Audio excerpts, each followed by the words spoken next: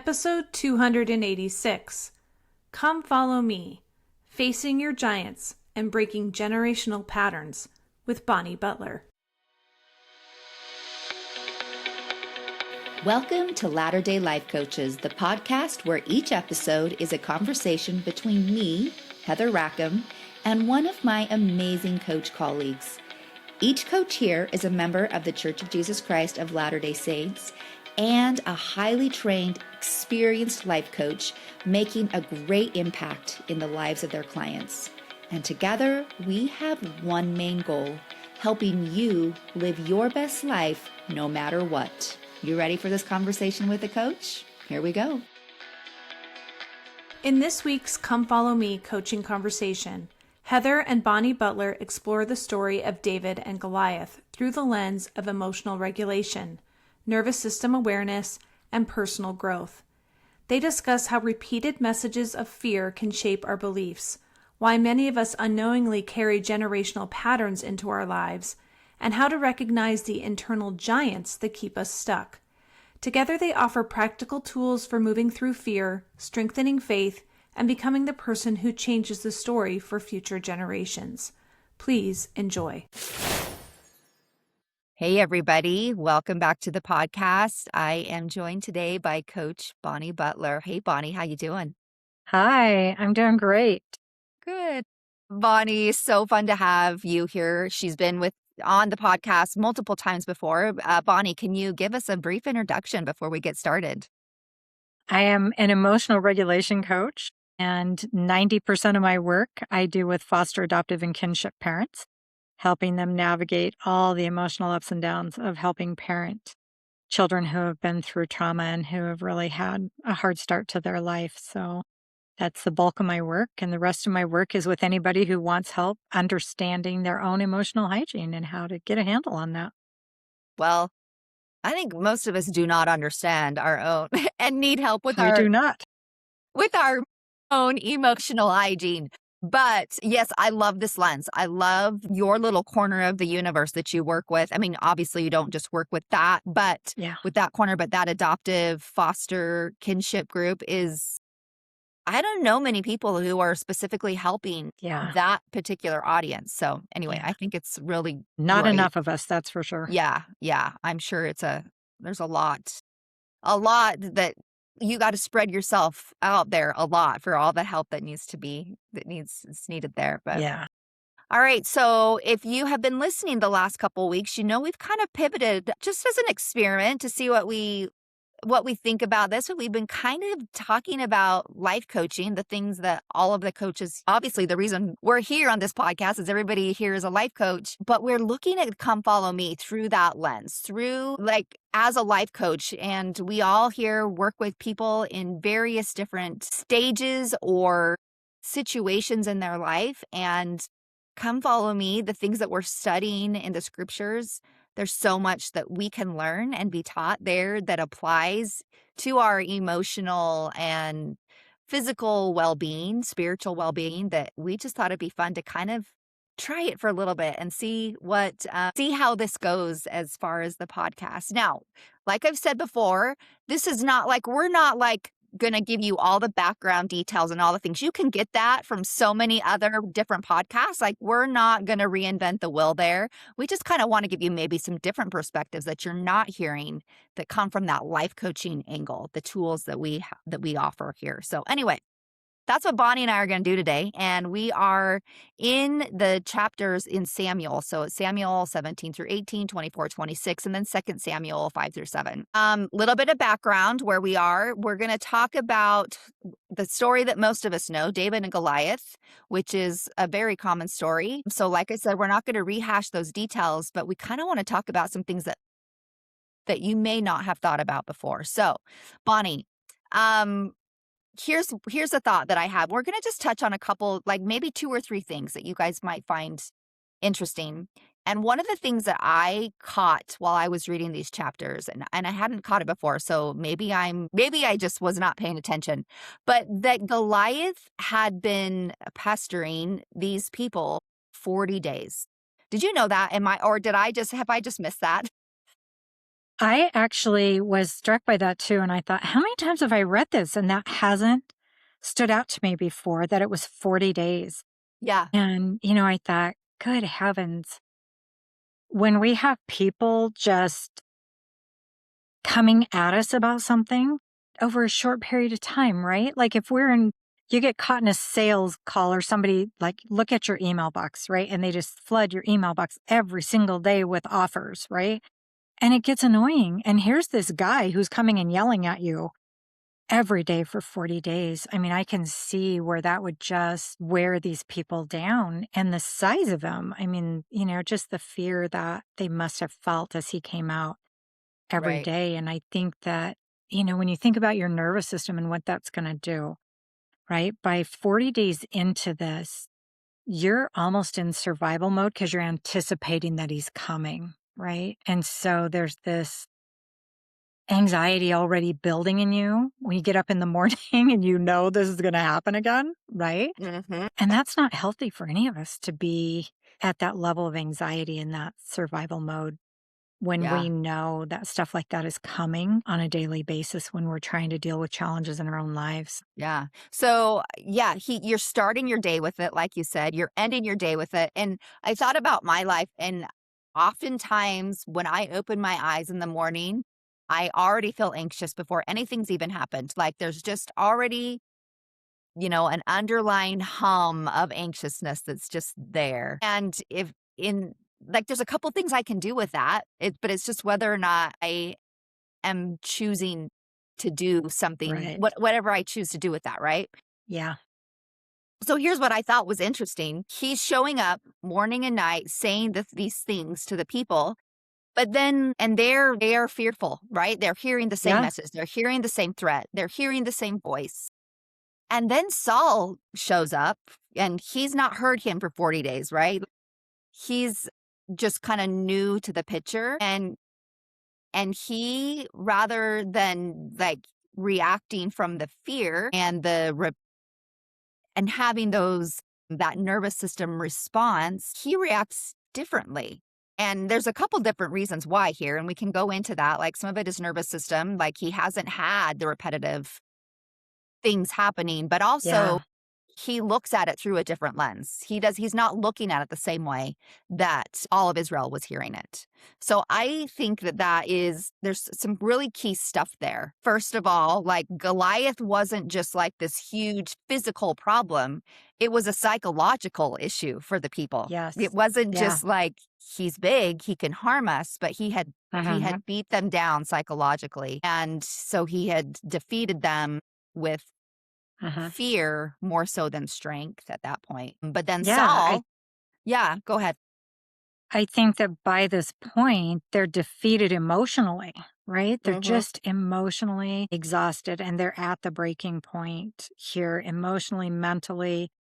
All of that is just wearing on them. And you kind of see that in their reactions, that they're just at a loss at this point. They just don't know what to do anymore. Yeah.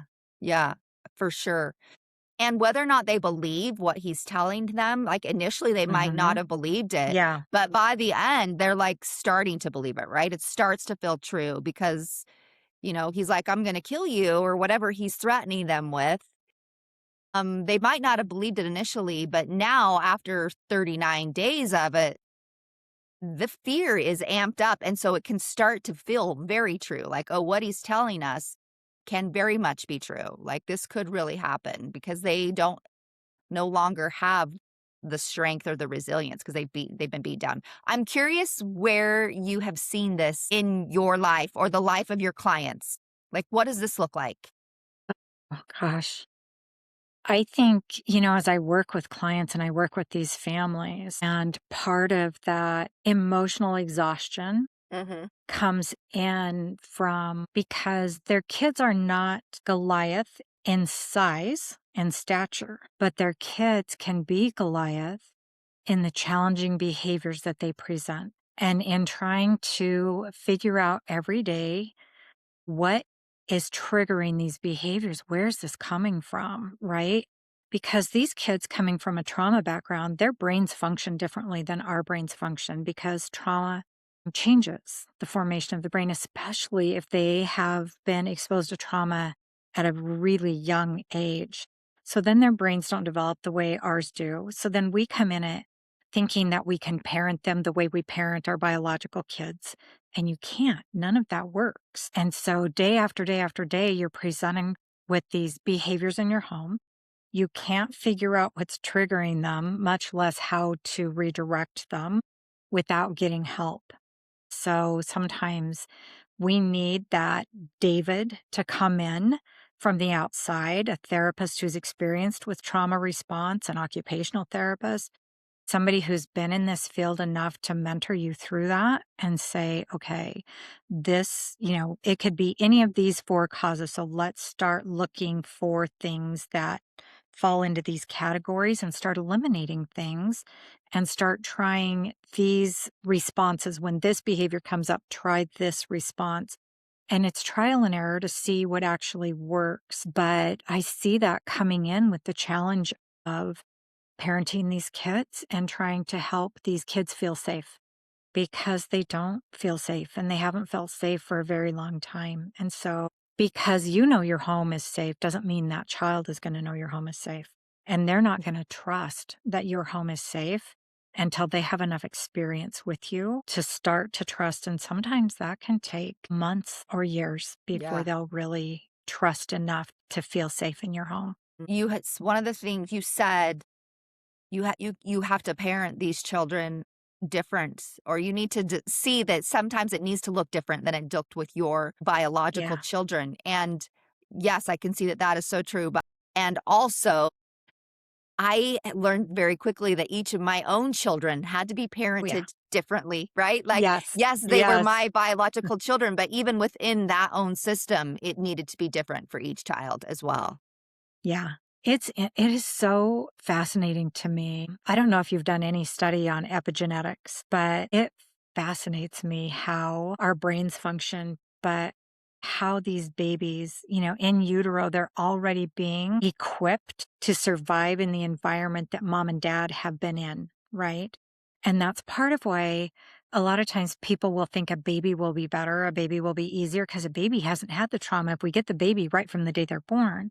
But what they don't look at is the lifestyle for mom and dad. And it matters both, not just mom. It also matters dad. And so the stressors that they've been under have created the DNA markers for this little baby and so this baby is anticipating having to survive in that environment.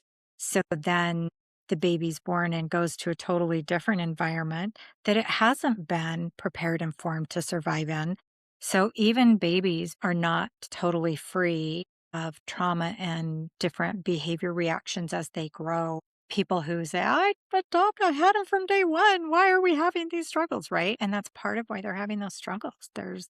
Those markers are there. And so even like you said with your biological kids, even though they're the same mom and dad and in the same environment, that DNA is different in every single one of us, right? And so how we come in and I have one child who out of my 10 who's so easygoing, just smooth all the time, right?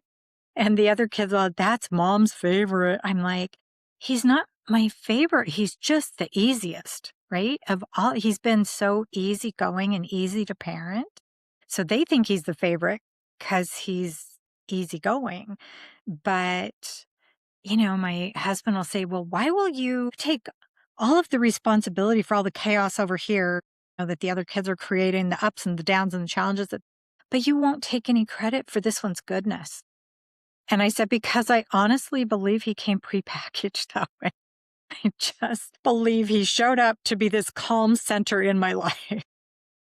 And aren't you grateful? You got to have one like that. But yes. Yeah. Yeah. I mean, even within our own children, to your point, their nervous systems are being shaped in utero. And if a mom is more anxious during a particular pregnancy than she was another pregnancy, that leaves a mark on the nervous system of that child. And it's going to affect the way they respond to things. It's going to affect the way so many things. And I think, to me, that's a piece of generational trauma. It's It's like we pass things down Yes. without even knowing. And Yeah. anyway, I Yeah. think it's so, so fascinating. So here we Yeah. have these people who, Mhm. each of these people in Israel have different nervous systems, different reactions that they're going Yeah. to have. But as a whole, they're also hearing the same repeated fearful things, and Mhm. they all react Yeah. differently. But so that's outside of them that they can't control. But I think the other interesting thing that we want to talk about here, I want to talk about here, is the things that we repeat inside of us, the words that we say over and over and over to ourselves Yes. that Our become, default patterns. yes, that become our Goliaths that we don't even recognize. Like I said, I wake up every morning always with a little bit of like an underlying hum of anxiousness. And there's a story that's already happening before my Yeah. day's even started. Like there's so much to do today, even though there's really not. But my brain is always like, there's so much to Yeah. do Yeah. and it's gonna be hard or I'm gonna do it wrong. That's one of my, like, defaults, like, I won't know how to do this, I won't do it the right way, somebody else is doing this better, but we have these patterns that we listen to and Yes. over and over and over again, "I'm not enough, this isn't gonna work, I can't do this," and at Mhm. some point, we have to stop, like, Yes. we need the David to come in and be like, "Hey, look, like, let's look at this from a different perspective, this isn't, Yeah. like, what we think it is." Yeah. So, And it's anyway. so helpful when that person steps in, right? Yes. And I had two women who were very dear friends of mine who were kind of my go-tos when I was just in the thick of just can't find my way clear of something, right? Mhm. And one of them was an educational psychologist and she had adopted kids. And so I could call her and she would kind of talk me through it from a psychological point of view, Okay. right? From psychology point and the other one was a mom who had six stepchildren. And so she's coming at it from a I survived raising six children that weren't mine already, right? And so I'm following in her footsteps. And she was so blunt at times. She would just no nonsense whatsoever. And there was a time when I was crying on her shoulder about something that was going on. And she just said to me, "You know, that's all normal teenage behavior, right?" And I'm like, "No, is it?" And it made me realize that I had lost sight of what is normal teenage behavior because my biological kids were out of the house and we weren't fostering anymore, but now I have these six who are close in age, so they're all teenagers at the same time, but they're coming from this hard background and all this abuse and this trauma and things that happened in their life. And I'm dealing with that so often when they actually behave like normal children behave. I don't see it. I don't recognize it. I don't know it. And so it was so helpful to me to have her say to me, "That's normal," because I had lost sight of what was normal. So now, as I work with my clients and they're going down the list of this is that, right? And it's like, okay, so let's sort this out. This part is normal. This part you need to work with. But over here, this is expected behaviors. And I mean, kids at this stage, that's what they're doing. Right. And we have to keep sight of that. But it's so beneficial to have somebody from the outside look at the situation and go, wait a minute, come and look at it from this side, and you'll find a better angle to see what's really happening here and help you. There's something that's totally calming about that, right? When she said that's totally normal, all of a sudden I could let go of this. I'm going to have to fix that, right? Because I don't have to fix that. That's normal. So then my nervous system can settle down a little bit when we recognize, okay, that's normal. But I think too, looking at like you were talking about generational trauma.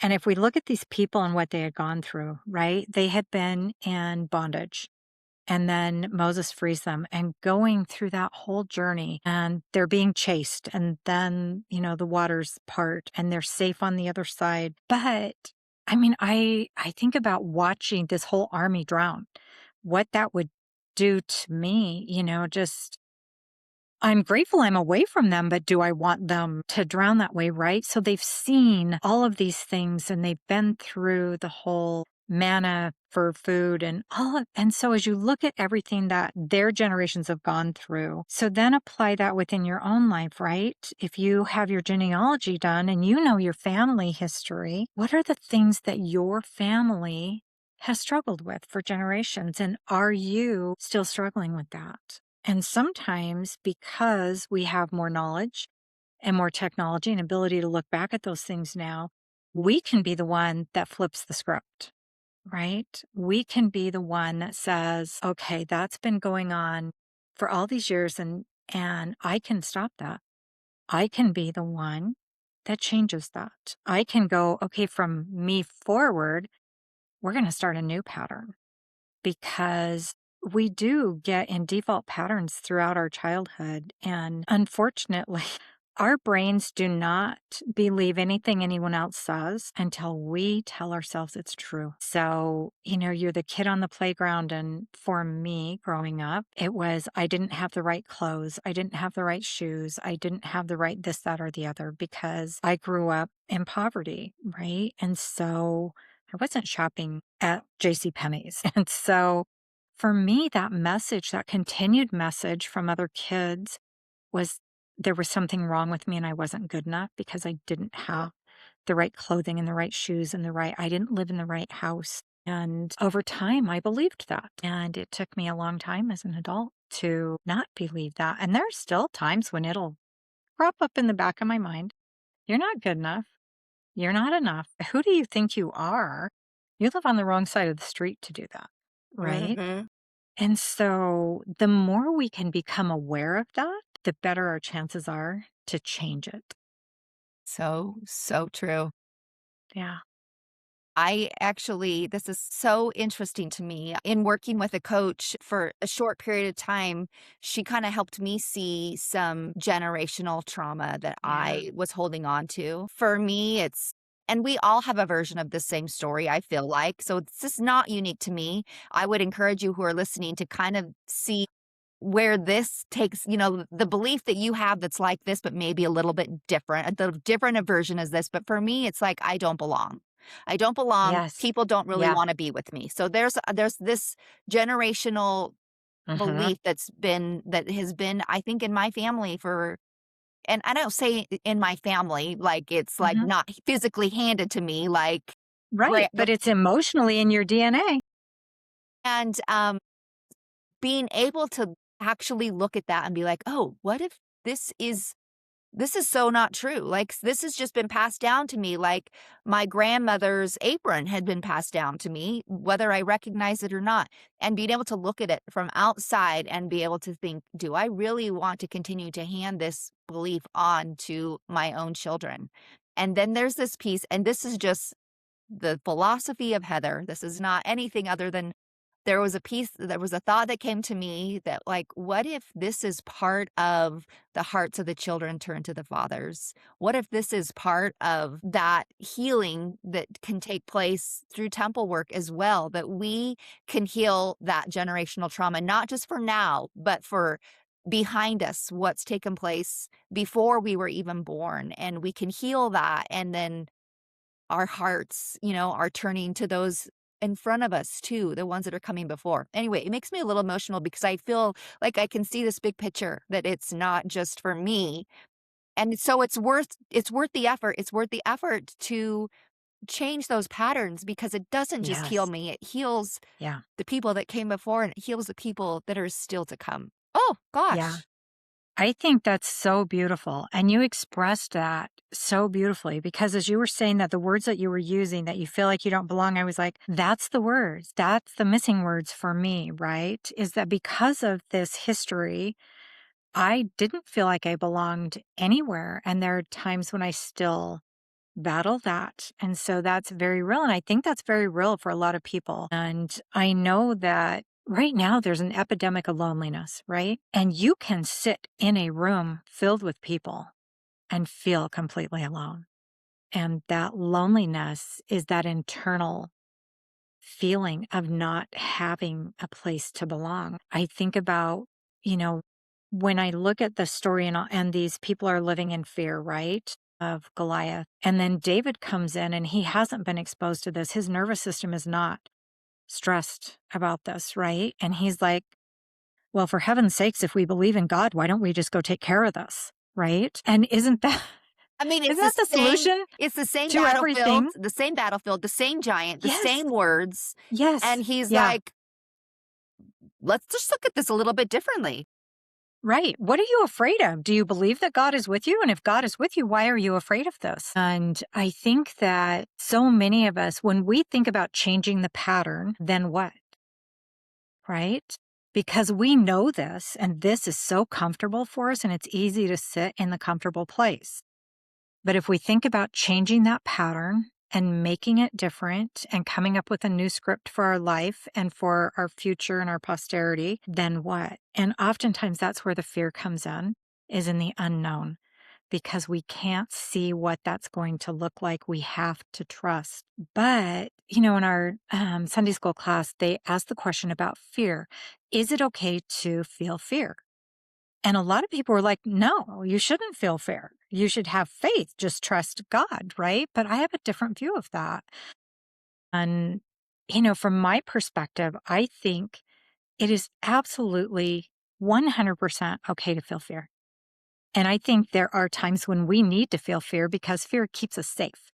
And there are situations where God gives us that fear intentionally so we can get ourselves out of that area, right? And we need to not dampen any ability to feel fear. I also think that it's okay to feel fear of the future and the unknown if I change this script for myself.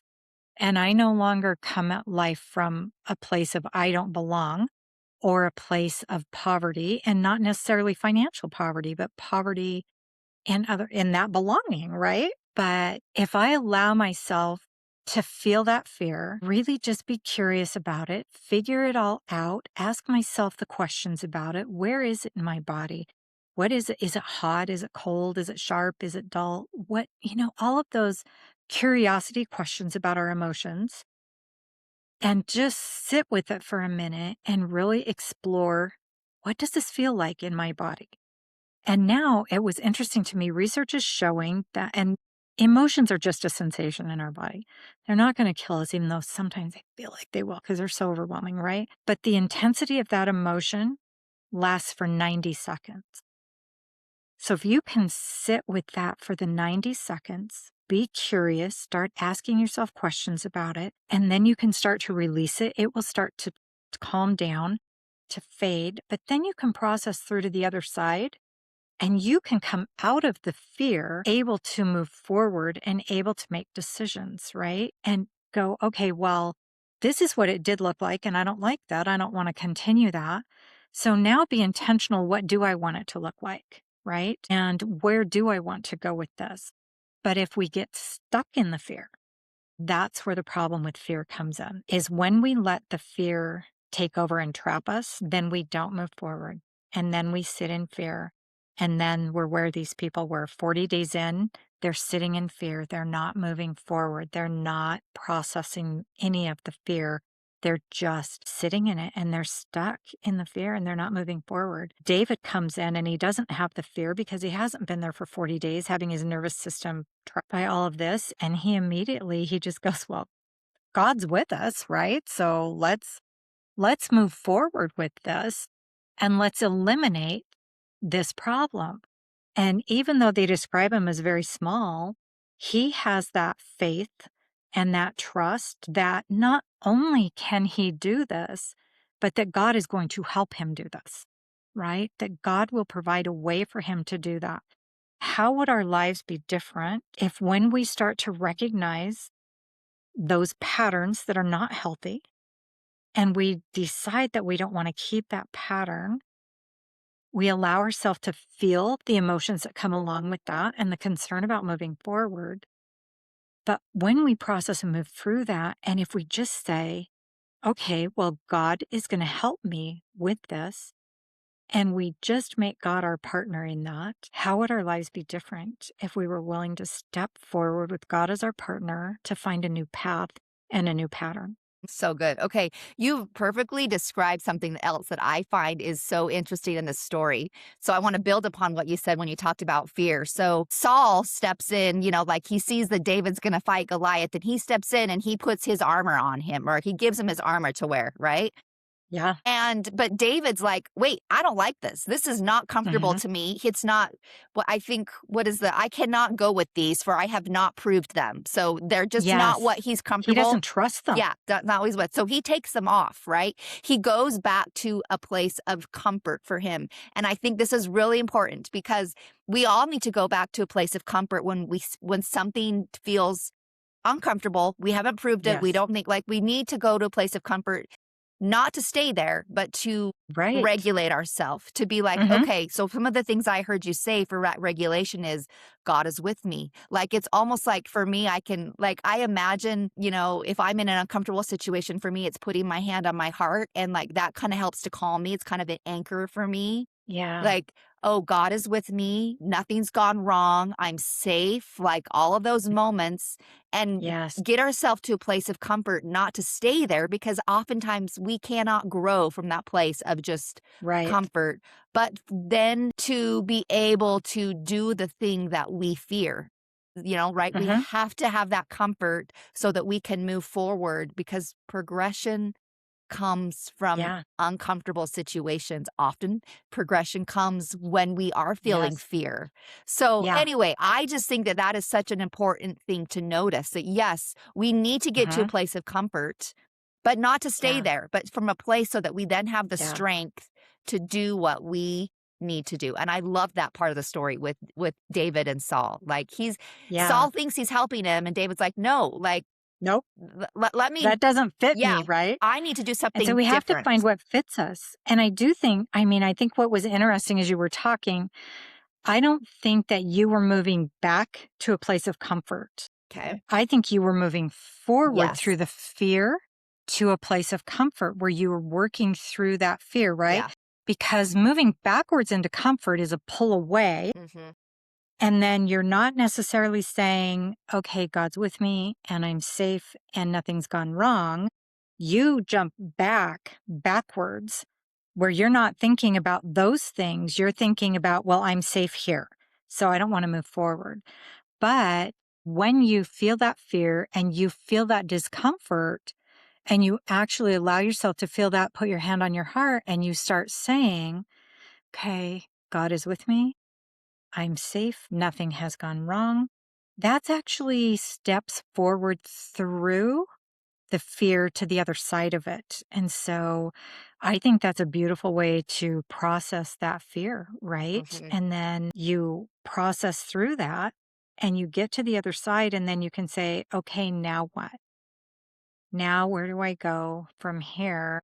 And what do I need to do differently to have the outcome that I'm hoping to have, that I'm working towards? And how can I involve God in this Yeah. process of getting to where not only I want to be, but where I believe God wants me to be? And I believe that He will help me get there. So good. Okay, so before we close off here, what is the voice they're hearing? What are the things, the patterns, the repeats, the things that they have started to believe simply because you have heard it long enough, right? Like, think about that. What Yeah. are the things that you believe about you or your situation? And Yeah. then, like, what can be your anchor, that place of comfort and safety that you can anchor into, so then you have the strength to do uniquely what you can do. Yeah. So what are those words of comfort and anchor that you can come to, so that then you can push forward and do the thing that you are fearful of? Yeah. Anyway, I think that there is some really fantastic things here for Yeah. us to There listen to and are. ponder. Do you mind if I share a quick tool that can help with Yes, that that? would be awesome. So, for me, as you were talking and you're like, what are those words? What is that anchor, right? Mhm. That's where remember list comes in so handy. Because if you will make a list of all the times you got it right, you got through something hard and you made it through it, you survived it, Your grandparents got through something hard. They survived it, right? And you're Yeah. better on the other side of it. You're thriving on the other side of it. So, I mean, you can even pull from historical figures that you admire. You can siblings, but it's really powerful if you can pull your own, but you can make a list from anywhere of situations that were hard and people got through it. But it's very powerful to have your own examples, right? So when you need that, you can go, okay, I had this really hard thing and I got through it. God brought me through it. He helped me. This is how I got through it. I know that I can get to the other side of this because I got to the other side of that. And you have this list that literally write a list and keep it somewhere. And when you're feeling that and you need that anchor, you go back to that list and you pull that list up and you read your list of things that you remember that went right and you got it right and you made it through hard things. And that anchors you to get through this hard thing because you've got all this experience of getting through hard things. And sometimes we're in the middle of a hard thing, we forget that we've gotten through other hard things. One of my favorite phrases in the scriptures is that remember. Like there's so many scriptures that start with that remember, and how powerful it is to have your own, I love that remember list, your own story to insert in there. Yeah. To remember, because there is so much strength from that. Gosh, this has been so fantastic. Thank you, Bonnie. All right. Been fun. You're welcome. Before we leave, and I would love for you to share with people how they can connect with you and find more of what you have to offer. Yeah, everything for me is streamlined. It's all Bonnie Butler Coaching. Perfect. So, Facebook, Bonnie Butler Coaching, Instagram, LinkedIn, Bonnie Butler Coaching. You can find my website, bonniebutlercoaching.com, and you can email me directly, Bonnie at Bonnie Butler Coaching. Perfect. Well, thank you. And you know what? We would love to hear too from our audience, from the listeners. If you're liking this format, send us a quick DM or leave a comment on Instagram or email us at email@ldslifecoaches.com. We'd love to see and know if this is something you would like us to continue, this particular format, or if you're like, nope, go back to the original. I don't know. I would just love to hear people's thoughts. So, Bonnie, thank you so much. This is such a fun thing for me. And thank you, everybody, for joining us today. And we will look forward to hearing from our next coach that joins me next week. So have a good one, everybody. Hey, we just wanted to thank you for spending part of your day here with us at Latter-day Life Coaches and being part of this conversation. Share this with your friends so that you can have a conversation with them on this topic as well. And as always, subscribe so you don't miss a single episode. Have a good one, my friends.